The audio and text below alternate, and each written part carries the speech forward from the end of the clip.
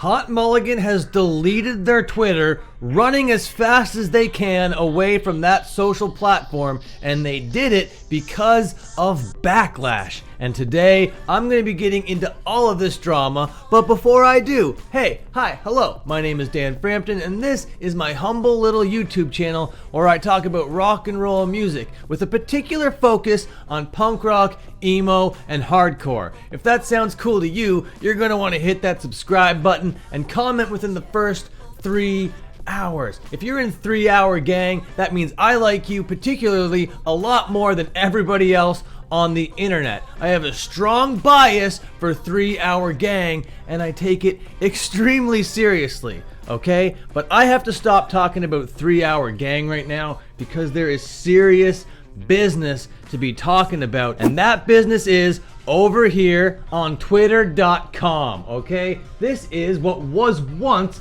Hot Mulligan's profile over here. But as you can see, this account doesn't exist right now. They went running away as fast as they could from Elon Musk, and really, I don't blame them. But it isn't just general Elon Musk activities that's making this emo band run away from this platform. Something actually happened. There was a little bit of drama, and that drama led Hot Mulligan to making what we love the most here on this channel, a statement. So basically, the brass tacks, the speed run of this drama is that Hot Mulligan took to ChatGPT and asked it a simple question. They took that screenshot, posted it on Twitter, and the fans went absolutely crazy on them. Now this post has been deleted along with all of their entire social platform on twitter.x.com over here, so I can't see all of the backlash that they got, but it was enough. It was spicy to the point where they had to run with their tails tucked between their legs. Again, I don't blame them. Twitter is a trash fire over here, especially when you got a bunch of people mad for no reason. So let's just get the AI opinion out in the open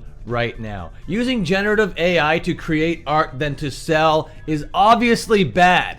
Don't do that. Hire real artists if you're going to sell art. If you're going to make memes, if you're going to make jokes, if you're just going to play around, yeah, use AI. It's fun and funny and a good time. It might not be the best for the environment, but hey, neither is storing your eggs in a Ziploc bag, okay? So if you're getting all high and mighty on your moral horse over here about the use of ChatGPT and its environmental issues over here, I'm not here to have that conversation. Yeah, it's bad. Almost everything we do is bad. I don't like any of it. And generating stuff that you use as content using AI, like a script or visuals or any of this kind of stuff, is a cheat code that I hate a lot. I don't like the fact that you can just generate an entire YouTube channel, generate an entire movie. If you want to make an anime and you have no skills, well, you can just type it into a thing and bing bang boom, you got yourself an anime. And don't get me started about the dangers of deep faking videos to frame people for crimes and that kind of thing. You can also take pictures of real life individuals and put them in Lana Rhoades type situations. That is disgusting, and only perverted degenerates would have that thought to begin with. So AI has a pretty scary power, absolutely, for sure. But it was the use of ChatGPT and the backlash of it that sent Hot Mulligan running, so let's read what they had to say. Since they didn't have Twitter, they took to the next best platform on the entire earth, reddit.com. And the statement reads, hey, might as well make an exit statement here. I posted a screenshot of me asking ChatGPT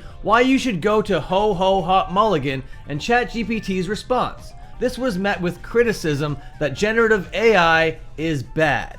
I am aware of the implications of generative AI. My tweet was a joke using AI as the joke. I responded condescendingly to some people who criticized me. This caused people to get mad at me for being condescending.